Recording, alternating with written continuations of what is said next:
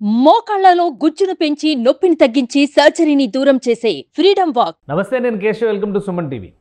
ఆంధ్రప్రదేశ్లో counting tension మొదలైంది. June 4వ తేదీ కోసం 20 రోజులుగా ఉత్కంఠగా ఎదురుచూసిన వారందరికీ తెరపడడానికి మరికొద్ది గంటల నిరీక్షణ మాత్రమే ఉంది. ఓవైపు ఎగ్జిట్ పోల్స్ వచ్చిన తర్వాత ఏ పార్టీకి అంచనాలు ఆ పార్టీ వేస్తున్నటువంటి పరిస్థితి, అలానే నాయకుల గెలుపు విషయంలో కూడా ఎవరికి వారు లెక్కలు వేసుకుంటున్నారు. సో వీటన్నిటికీ కూడా ఒక ఆన్సర్ మరికొద్ది గంటల్లో వచ్చే అవకాశం ఉంది. అధికార వైఎస్ఆర్సీపీ పరిస్థితి ఎలా ఉంది? ఈ ఎలక్షనీరింగ్ విషయంలో జగన్మోహన్ రెడ్డి ప్రతిష్టాత్మకమైనటువంటి ప్రణాళికల్ని అమలు చేశారు. ఖచ్చితంగా వెల్ఫేర్ స్కీమ్సే తమకు మరోసారి అధికారాన్ని తెస్తాయంటూ వైఎస్ఆర్సీపీ నేతలు చెప్తున్నారు. సో ఇందులో ఉన్నటువంటి నిజమెంత, కూటమి బలం ఎంత, ఈ అంశాలను విశ్లేషించేటువంటి ప్రయత్నం చేద్దాం. మనతో పాటు పొన్నూరు నియోజకవర్గ వైఎస్ఆర్సీపీ అభ్యర్థి అంబటి మురళీకృష్ణ గారు ఉన్నారు. మురళి గారు నమస్కారం. నమస్కారం అండి. సుమన్ టీవీ ప్రేక్షకులు కూడా నా హృదయపూర్వక నమస్కారం. నమస్తే.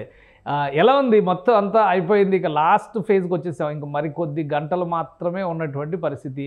సో ఎగ్జిట్ పోల్స్ ఇటు కొన్ని చెప్తున్నాయి, అటు కొన్ని చెప్తున్నాయి, కొన్ని ఏమో చాలా టఫ్ ఫైట్ ఉన్నాయి అనేటువంటి మాట చెప్తున్నాయి. సో మీ అంచనాలు ఏంటి? అంటే పోలింగ్ 13వ తారీఖు ముగిసిన తర్వాత ఈ రోజు వరకు కూడా అనేక రకాలైనటువంటి assessments, these are all imaginary. 13వ తారీఖు పోలింగ్ జరిగిన సరళి చూస్తే 100కి 100 పాళ్ళు వైఎస్ఆర్ కాంగ్రెస్ పార్టీ. పెత్తందారులకు పేదలకు జరిగిన పోరాటంలో పేద ప్రజానీకం ఎక్కువగా ఓటేసినట్టు ఒకటి.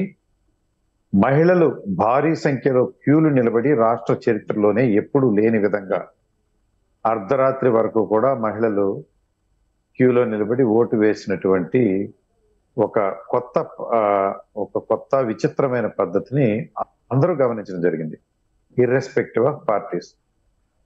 సో ఈ ఎన్నికల వాతావరణం వేడెక్కడం, ఎవరి ప్రయత్నాలు వాళ్ళు చేయడం, వీటితోటి పోలింగ్ ముగిసిన తర్వాత ఇరుపక్షాలు కూడా కొన్ని అంచనాలు ప్రారంభిస్తూ ఉంటాయి. ఈ అంచనాలు ఎవరికి వారికి అనుగుణంగా, మేము ఇంత రిసోర్సెస్ ఇంత మొబైల్ చేసాం, ఇంత కష్టపడ్డాం, ఈ ఊర్లో ఇంత చేసాం, ఈ ఊర్లో అలా చేసాం అనే దాని మీద బేస్ చేసుకుని ఎవరి అంచనాలు వారు చేసుకోవడం ప్రధానమైంది ఒకటి.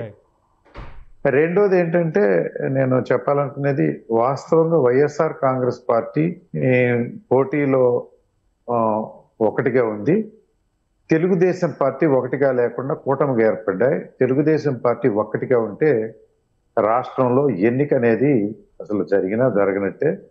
YSR Congress party one sided గా స్వీప్ చేస్తున్నట్టు ప్రజానీకం మొత్తం కూడా అప్పుడే ఒప్పేసుకునేవారు. అయితే కూటమిగా ఏర్పడి వారు 2-3 పార్టీలతో చేరి మేము పోటీ ఇచ్చామనే ఒక డిస్ప్లే, ఒక ప్రక్రియ ప్రజానీకానికి కనపడేటట్టుగా, నమ్మించేటట్టుగా కనిపిస్తా ఉంది.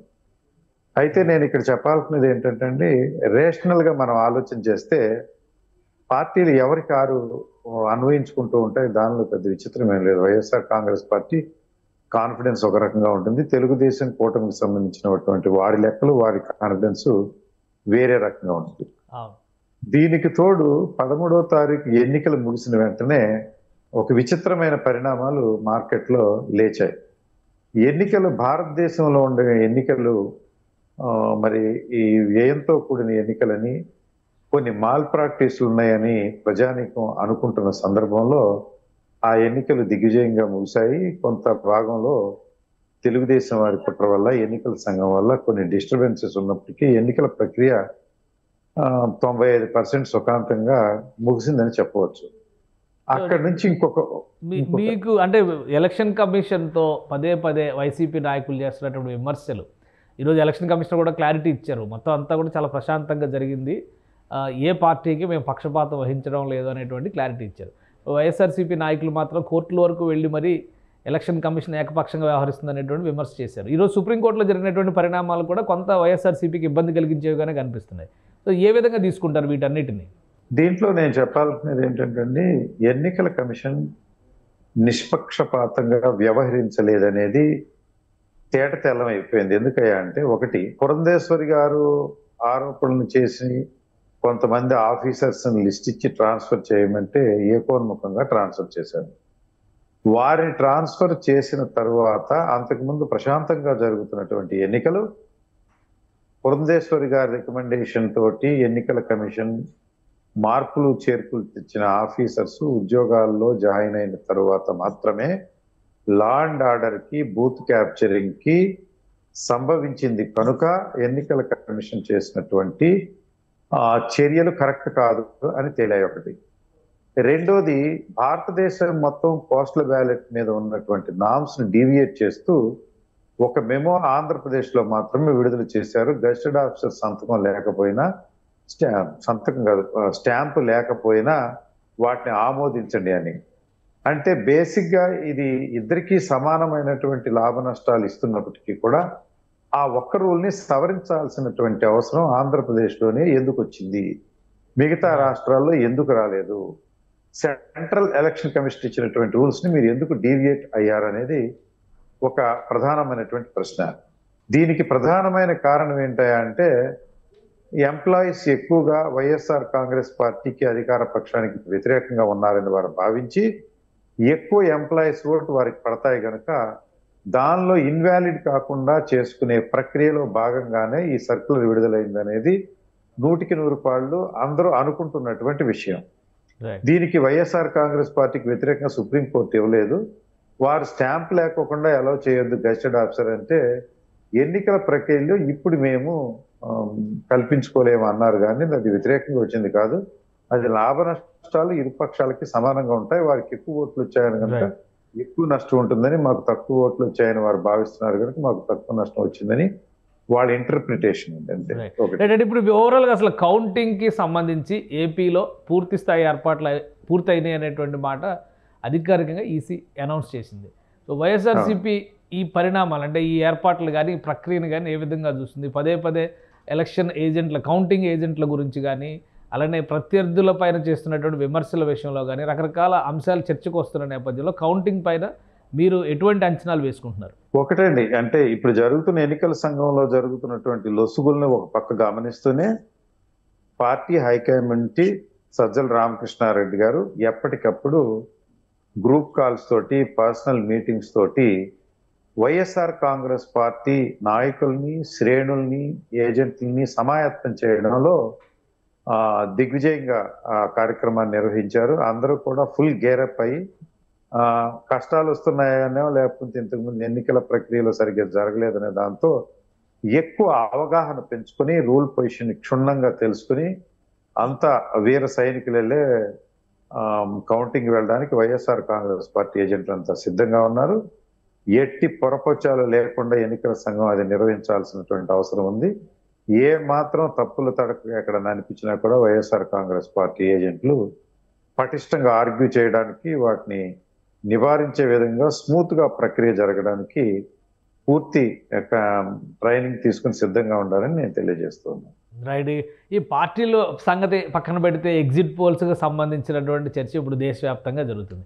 సో ఎగ్జిట్ పోల్స్ అంచనాల పైన అటు జాతీయ సర్వేలు కావచ్చు, లోకల్గా మన రాష్ట్రానికి సంబంధించినటువంటి కొన్ని మీడియా సంస్థలు ఇచ్చినటువంటి సర్వేలు కావచ్చు, ఏంటి ఏ విధంగా చూస్తుంది వైఎస్ఆర్సీపీ? మీ అంచనా ఏంటి? ఎగ్జిట్ పోల్ అనే దానికి పెద్ద ప్రామాణికం ఏమి లేదండి. మరి సుమన్ వారు కూడా మీ దగ్గర లెటర్ హ్యాడ్లు ఉండి మీరు కూడా ఒక లెటర్ హ్యాడ్ మీద ఎగ్జిట్ పోల్ ఇచ్చేయచ్చు. అయితే మీరు మా క్రెడిబిలిటీ ఎందుకు అనుకున్నారేమో, మీరు ఇవ్వలేదు, సంతోషం. ఈ ఎగ్జిట్ పోల్ కి రేషనాలిటీ ఏముందండి? సోషల్ మీడియాలో విడుదలయ్యే ఎగ్జిట్ పోల్స్ కి. దీంట్లో నేనేమంటున్నానంటే అండి, సుమన్ టీవీకి ఒక ఎస్టాబ్లిష్మెంట్ ఉంది, ఒక ఓవర్ హెడ్ ఉంది. మీరు ఏదన్నా ఒక ఇంటర్వ్యూ తీసుకుంటే దాన్ని ప్రసారం చేస్తే కొంత వ్యూయర్షిప్ ఉంది. అందువల్ల మీరు ఏదన్నా తప్పుల తడకగా లేకపోతే గాలి వార్తలు ప్రసారం చేయాలంటే 1-4 సార్లు ఆలోచించుకుని మీకు అంతో ఇంతో క్రెడిబిలిటీ వచ్చి సుమన్ టీవీ భారతదేశంలోనే గొప్ప టీవీగా ఎదగాలన్నటువంటి ఆశతోటి కార్యక్రమాలు మీరు నిర్వహిస్తారని నేను అనుకుంటున్నాను అనుకోండి. ఉదాహరణకి వీటిలో కొన్ని సంస్థలు, ఎగ్జిట్ పోల్స్ ఇచ్చే సంస్థలు వాటి కట్టుబడి ఉంటాయి. కొన్ని గాలి వార్తలు, ఎందుకంటే లెటర్ హ్యాడ్ ఉంటే చాలు, దాని మీద వేసేసి ఎగ్జిట్ పోల్ అంటారు. దీనికి బేసెస్ కానీ, లేకపోతే దీనికి ప్రీ అప్రూవల్ కానీ, లేకపోతే దీనికి ఐఎస్ఐ బ్రాండ్ కానీ ఏమీ లేవు. ఎవరైనా చేయొచ్చు. నా ఆఫీస్లో కూర్చుని 10 లెటర్ హ్యాడ్లు తీసుకుని 10 మీద 10 పేర్లు పెట్టి ఎగ్జిట్ పోల్ని విడుదల చేయొచ్చు. అవన్నీ తీసుకొచ్చి టీవీలో లట్లట ఎవరి ఇష్టం వచ్చిన మీడియా వారు ఆడించే కార్యక్రమం. అయితే నేను చెప్పాల్సినది ఏంటంటే, ప్రెసిడెంట్ లాస్ట్ 3 times నుంచి ఎగ్జిట్ పోల్స్ ఎవరైతే ఇస్తున్నారో ఆ ఎగ్జిట్ పోల్స్ లో రేషనాలిటీ ఎంత ఉంది అనేది పరిశీలన చేస్తే కొన్ని ఒకటి మన ఆ, ఆరా సంస్థ ప్రముఖంగా, అంటే ఆరా సంస్థ హిందీ సినిమా కాదు, ఇది తెలుగు సినిమా. వీళ్ళకి ఒక నేటివిటీ ఉంది, వారికి ఒక ప్రక్రియ ఉంది, వారికి ఒక ఎస్టాబ్లిష్మెంట్ ఉంది. చెప్పిన వ్యక్తికి ఒక క్రెడిబిలిటీ ఉన్న వ్యక్తి నాకు తెలిసినంత వరకు. అంటే మనం ఇప్పుడు ఉండే ఎగ్జిట్ పోల్స్ అన్నింటి మీద నా అభిప్రాయం చెప్పమంటే మీకు నాకు సమయం సరిపోదు, కౌంటింగ్ కూడా అయిపోయి ఎమ్మెల్యేలు కూడా ప్రమాణ స్వీకారం చేసే పరిస్థితి. అన్ని రకాల ఎగ్జిట్ పోల్స్ ఉన్నాయి. ఆరా సంస్థ తీసుకుంటే ఆఖరి 2-3 ఎన్నికల్లో వారు చెప్పినవన్నీ 100% నిజమయ్యాయి. ఒకటి తెలంగాణ ఎన్నికల్లో వారు చెప్పింది నిజమైంది, అంతకుముందు తెలంగాణ ఎన్నికల్లో వారు చెప్పింది నిజమైంది, మొన్న 2019లో వారు చెప్పిన ఎన్నికల్లో నిజమైంది, 2014లో కూడా వారు చెప్పిన మేరకు నిజమైనవి. ఒకటి 2 ఎగ్జిట్ పోల్ కి సంస్థకు నాయకత్వం వస్తున్నటువంటి వ్యక్తి గుణగణాలు కూడా నేను పరిశీలన చేస్తే, ఆరా మస్తాను గుంటూరుకు చెందినటువంటి వ్యక్తి. అతను చాలా నిబద్ధత కలిగిన వ్యక్తి, బేసిక్ గా ఆర్ఎస్ఎస్ భావాలు ఉన్న వ్యక్తి. బీజేపీకి అంతో ఇంతో ఇంక్లినేషన్ ఉంది, కానీ వారు డేటా సేకరించడంలో కానీ రిజల్ట్ ఇవ్వడంలో కానీ వారు మోస్ట్ ఇంపార్షియల్ గా వారు ఇస్తున్నట్టుగా నాకు అర్థమైంది. కారణం ఏంటంటే వారి క్రెడిబిలిటీ దెబ్బతినకోకుండా వృత్తిగా స్వీకరించే వ్యక్తి కనుక ఆ ఆరా సంస్థ ఇచ్చినటువంటి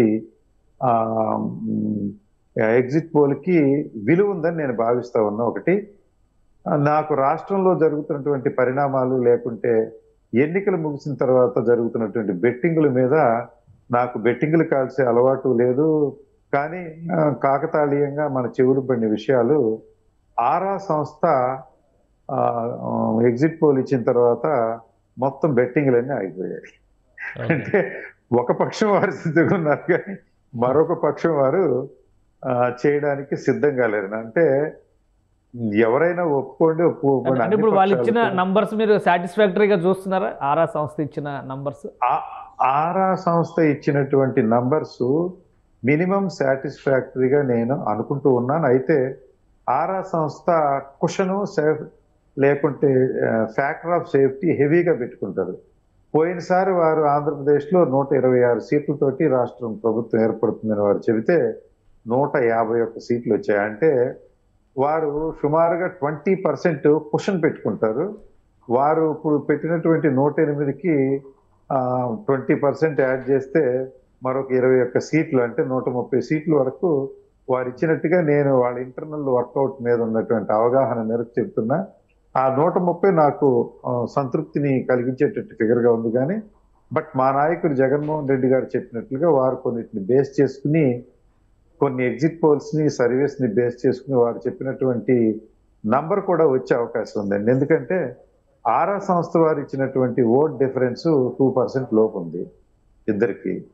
అయితే వారు ఒక చిన్న ల్యాబ్స్ నుండి లేకుంటే చిన్న ఫ్యాక్టర్ ఆఫ్ సేఫ్టీని ఎక్కువగా పెట్టారనే దానికి మీరు క్షుణ్ణంగా పరిశీలన చేయండి. ఆరా వారు చెప్పిన దానిలో వారు సుమారుగా 56% మహిళల ఓటు వైఎస్ఆర్ కాంగ్రెస్ పార్టీకి వచ్చిందని, తెలుగుదేశానికి 42, అంటే 14% డిఫరెన్స్ ఉందని. అలాగే జెంట్స్ ఓట్లో 53 తెలుగుదేశానికి వచ్చిందని, 47 వైసీపీకి వచ్చిందంటే 6% మైనస్ వచ్చిందని చెప్పారు. వీటిని నేను బేసికలీ ఆయన ఎంపీసీ స్టూడెంట్, ఐఎమ్ ఇంజనీర్.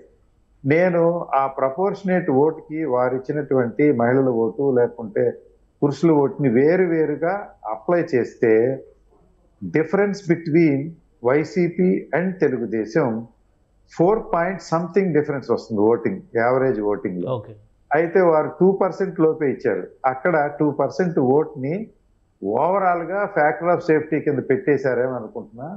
ఆ 2% కూడా రేపు అప్లై అయ్యి 2% బదులుగా 4% అయితే జగన్మోహన్ రెడ్డి గారు చెప్పిన 152 దాటే ప్రక్రియ 100% జరుగుతుంది కనుక వారు ఏంటంటే నేను ఖచ్చితంగా వైఎస్ఆర్ కాంగ్రెస్ పార్టీ ప్రభుత్వం ఏర్పడుతుందని చెబుతున్నారు.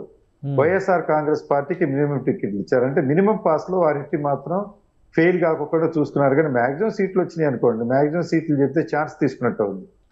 ఒకవేళ 130, 150 వచ్చినాయని ఆరా సంస్థ నమ్మకం కుదిరి బయటికి చెప్పారు అనుకోండి, రేపు ఏదైనా 120 వస్తే వారు విజయం సాధించినట్టు ఉంటుందేమని ప్రికాషనరీ మెజర్గా వారు చెప్పారు. కానీ వారి ఉద్దేశంలో కూడా వివిధ సంస్థలకి టీవీలకి ఇచ్చిన ఇంటర్వ్యూలో మినిమం అది అంతకంటే ఎక్కువ వస్తాయని చెప్పారు. అందువల్ల మేము జగన్మోహన్ రెడ్డి గారు చెప్పిన దానికి కొద్దిగా అటు ఇటుకు వస్తాయని నాకు బలంగా నమ్మకం ఉందండి. అది అంటే ఇండియా టుడే చేసినటువంటి సర్వేలకు కూడా చాలా ప్రామాణికత ఉంటుంది. జాతీయ స్థాయి ఏజెన్సీ అయినప్పటికీ కూడా స్టేట్ విషయంలో కూడా చాలాసార్లు అంచనాలు వచ్చినాయి. సో ఈసారి ఇండియా టుడే ఇచ్చినటువంటి రిపోర్టు కంప్లీట్గా వైసీపీకి రివర్స్ ఉంది. ఎన్డీఏ గవర్నమెంట్ ఫామ్ చేస్తుంది. అలానే లోక్సభ సీట్లు, అసెంబ్లీ సీట్లలో కూడా కూటమి ప్రభావం ఎక్కువ ఉంది అనేటువంటి మాట చెప్తున్నారు. దీన్ని ఏ విధంగా చూస్తారు మీరు? ఇండియా టుడే వాళ్ళది డేటాలో అన్న తప్పు ఉంటుందండి, లేకుంటే చిన్న జిమ్మిక్ అయినా ఉందని నేను అనుకుంటా ఉన్నా. కారణం ఏంటంటే భారతదేశ వ్యాప్తంగా ప్రసారం చేసినటువంటి India today main concentration central government వస్తుందా రాలేదని. అక్కడ వారు 400 సీట్లు వచ్చాయని చెప్పారు అనుకోండి, 366 వచ్చినాయి అనుకోండి ఉదాహరణకి, వారు విజయం సాధించినట్లే. వేరేజ్ ఆంధ్రప్రదేశ్ ఈజ్ కన్సర్న్ వాళ్ళ ప్రయారిటీ అది కాదు. పార్లమెంటు సీట్ల నుంచి అసెంబ్లీని వారు క్యాలిక్యులేట్ చేశారట. ప్రత్యేకమైనటువంటి శాంపిల్ ఏమీ తేలేదట. ఒక పార్లమెంట్ లో వారు 245 శాంపిల్స్ తీసుకున్నారట. ఆరావ సంస్థ వారు ఒక పార్లమెంట్ పరిధిలో మినిమం 1000 శాంపిల్స్ తీసుకున్నారు. ఒక్క అసెంబ్లీ ప్రాంతంలో 1000 శాంపిల్స్ తీసుకున్నారంట. అంటే ఒక పార్లమెంట్ లో వారు సుమారుగా 7000 శాంపిల్స్ తీసుకుని అనలైజ్ చేస్తే ఇండియా టుడే వారు 245 శాంపిల్స్ తీసుకున్నారంట. అందువల్ల యాక్యురసీలో 100కి 200% తేడా ఉంటుందనేది ఒకటి. మా ఢిల్లీలో కూర్చున్న సంస్థ వారు లోకల్ గా ఈ శాంపిల్స్ తీసుకోవడంలో కాంట్రాక్టింగ్ పద్ధతి అవలంబించడం వల్ల లోకల్ గా ఎవరినో హైర్ చేశారు, వారు యాక్యురసీలో తేడా ఉంటుందని ఒకటి. 2, నిన్న మన సర్దేశాయ్ గారు క్వశ్చన్ చేసినట్టుగా మీకు శాంపిల్స్ ఇచ్చేటప్పుడే ఇండియా టుడేకి ఇక్కడ లోకల్ గా కాంట్రాక్టింగ్ సంస్థ శాంపిల్స్ తీసి ఇచ్చేటప్పుడే తెలుగుదేశం వారు వారిని బ్రైబ్ చేయటం వల్ల శాంపిల్స్ లోనే రాగద్వేషాలు ఉండే విధంగా ఇచ్చారని, ఆ డేటాను బేస్ చేసుకుని ఇండియా టుడే వారు ఇచ్చారని, అందువల్ల వారిది తప్పుల తడక అని చెప్పడంలో ఏమాత్రం ఆశ్చర్యం లేదు. మీరు 1000 మందిని అడిగి ఒక అభిప్రాయం చెప్పడం, 200 మందిని అడిగి అంటే 245 ఒక పార్లమెంట్ కంట, వారు సుమారుగా 7000 శాంపిల్స్ అంటే 7000 మందిని అడిగి ఒకటి చెప్పిన దానికి 245 అడిగి చెప్పిన దానికి అన్ని భాగాలు తప్పు ఉంటుంది కనుక ఇండియా టుడేది ఈసారి కన్సిడరేషన్లోకి తీసుకోవాల్సిన అవసరం లేదు. టైమ్స్ నౌ వాళ్ళు సుమారుగా చెప్పారు, వాళ్ళు యాక్యురేట్ గా చెప్పినట్టుగా నాకు అనిపిస్తా ఉందండి. ఇండియా టుడే వాళ్ళు చేస్తున్నటువంటి ఆర్గ్యుమెంట్ ఎక్కువ శాతం చంద్రబాబు నాయుడు అరెస్ట్ తర్వాత ఓట్ టర్న్అవుట్ అయింది, దాని ఎఫెక్ట్ ఉంది అనేటువంటి వాదన చేస్తున్నారు. నిజంగా అటువంటి ప్రభావం ఉందా ఈ సర్వేలో పేర్కొన్నటువంటి అంశాలను బట్టి చూస్తే? అండ్ చంద్రబాబు నాయుడు గారు అరెస్ట్ చేశారనే విషయం మీరు ఇప్పుడు చెబితే నాకు గుర్తొచ్చింది, కానీ దాని ప్రజలు ఎప్పుడో మర్చిపోయారు. ఒకటి, ఢిల్లీలో కేజ్రీవాల్ని అరెస్ట్ చేసిన ఎఫెక్ట్ ఆ ఎన్నిక మీద ఏమీ లేదంట. అండ్ ఆయన భారతదేశంలో పౌరుడు కాదు, లేకపోతే ఆయన ముఖ్యమంత్రి కాదు, ఆయన రీజనల్ పార్టీ నుంచి క్రేజ్తో ఎన్నికైన వ్యక్తి కాదని మీరు అభిప్రాయం. అక్కడ ఉంటే ఇక్కడ ఉంటుంది, ఇక్కడ ఉంటే అక్కడ ఉండదు. Chandrababu Naidu is not a mass leader అండి. ఇందిరాగాంధీ లేకుంటే ఎన్టీ రామారావు, రాజశేఖర రెడ్డి గారు, జగన్ గారు లాంటి వాళ్ళు అరెస్ట్ చేస్తే ప్రభావాలు ఉంటాయి, కానీ వీరిని అరెస్ట్ చేయడం వల్ల ఎవరు పట్టించుకునే వాళ్ళు లేరు. అందువల్ల ఆ విషయం మీద ఏమీ లేదు. వాళ్ళు వాళ్ళ డేటాని లేకపోతే వాళ్ళ ఆర్గ్యుమెంట్ని సబ్స్టాన్షియేట్ చేసుకోవటానికి తీసుకొచ్చినటువంటి డొంక తిరుగుడు కారణాలు తప్పించి దానిలో ఏమాత్రం నిజం లేదండి. రైట్. మీ కాన్స్టిట్యున్సీ గురించి చెప్పండి. పొన్నూరు, ముఖ్యంగా గుంటూరు నియోజకవర్గం, గుంటూరు లోక్సభ పరిధి కావచ్చు, మీ పక్కనే ఉన్నటువంటి నరసరావుపేట లోక్సభ పరిధి కావచ్చు, చాలా ఉద్రిక్తతలో జరుగుతున్నటువంటి పరిస్థితి ఉంది. అలాంటి నియోజకవర్గాలు ముఖ్యంగా పెదకూరపాడు కానీ, పొన్నూరు కానీ, ఇటు నరసరావుపేట పరిధిలో ఉన్నటువంటి కొన్ని నియోజకవర్గాలు కానీ చాలా అలజడి వాతావరణం ఉంది. ఒకరి మీద ఒకరు ఘర్షణలు, కేసులు ఇవన్నీ జరుగుతున్నాయి అనేటువంటి ఏంటి కౌంటింగ్ రోజున ఈ నియోజకవర్గాల పరిస్థితి ఎలా ఉండొచ్చు, మీ అంచనా ఏంటి? గుంటూరు పార్లమెంట్ పరిధిలో ఉన్నటువంటి పొన్నూరులో ప్రశాంతంగా ఎన్నికలు జరిగాయండి. గుంటూరు పార్లమెంట్ లో కూడా ఎక్కడ కూడా ఏ ఘర్షణ వాతావరణం లేదు. రాగద్వేషాల వల్ల చిన్న చిన్న ఆర్గ్యుమెంట్లు ఉంటాయి, కానీ ప్రజలు కోపోద్రిక్తులై ప్రీ ప్లాన్డ్ గా ఇక్కడ ఎవరు లేరు. పల్నాడులో కొన్ని గొడవలు జరిగిన మాట వాస్తవం. అది ప్రీ ప్లాన్డ్ గా పురంధేశ్వర్ గారి ఆఫీసర్స్ మార్చి ఒక 30 నియోజకవర్గాలను ఏదో టార్గెట్ చేసి అక్కడ గొడవలు లేవడం ద్వారా ఏదన్నా 10-15 నియోజకవర్గాలు హెజ్జు తెచ్చుకుంటే ప్రభుత్వం వస్తుందేమో అనేటువంటి కుట్రతో చేసినటువంటివి. అవి కూడా చాలా వరకు సబ్స్టాన్షియేట్ అయిపోయినాయి. ప్రస్తుతానికి న్యాయం జరిగిందా అన్యాయం జరిగిందనే దానిలో మాకున్నే భావాలు డిఫరెంట్ గా ఉండే అన్యాయం జరిగిందనే భావాలు.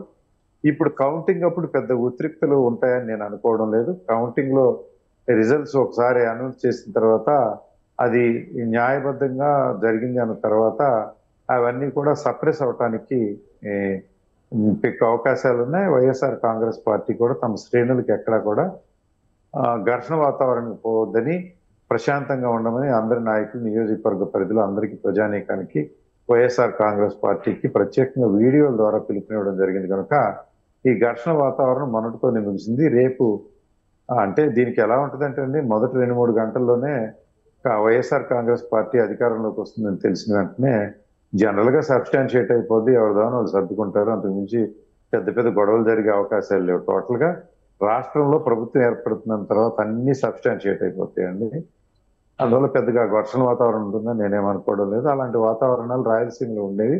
రాయలసీమలో కూడా మైనర్ గా ఇన్సిడెంట్స్ ఉండేవి, పల్నాడులో కొన్ని మైనర్ ఇన్సిడెంట్స్ ఉన్నాయి కనుక అవి వాటి ప్రభావం పెద్దగా ఉండదని నేను అనుకుంటా ఉన్నా. ఏది ఏమైనప్పటికీ వైఎస్ఆర్ కాంగ్రెస్ పార్టీ రేపు ఈ సమయానికి విజయదుందు మోగించి విజయోత్సవ ర్యాలీలు ఉంటుంది. ముఖ్యమంత్రి జగన్మోహన్ రెడ్డి గారు ప్రమాణ స్వీకారానికి వైజాగ్ లో రేపటి నుంచి ఏర్పాట్లు బిగిన్ అవుతాయనేది నా నమ్మిక.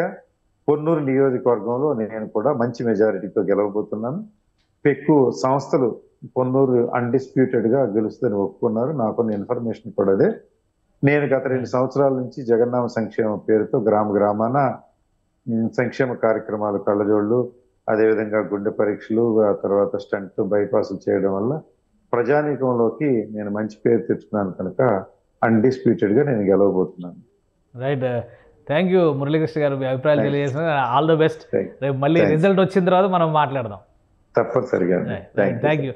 ఇది మురళీకృష్ణ గారి అభిప్రాయం. అంతా ఎన్నికల ప్రక్రియ విషయంలో చిన్న చిన్న పొరపచ్చాలు తప్పితే మిగతా అంతా సజావుగా జరిగింది అంటున్నారు. అలానే కౌంటింగ్ మొదలైనటువంటి కొద్ది గంటల్లోనే ఎవరు గెలవబోతున్నారు అనేటువంటి అంశంపైన క్లారిటీ వస్తుంది. వైఎస్ఆర్సీపీ ఖచ్చితంగా ప్రభుత్వాన్ని మరోసారి ఫామ్ చేస్తుందనే ధీమా వ్యక్తం చేస్తున్నారు. ఇది special discussion. Keep watching. Suman టీవీలో మీ పర్సనల్ అండ్ బిజినెస్ ప్రమోషన్స్ కోసం కింది నెంబర్కి కాంటాక్ట్ చేయండి.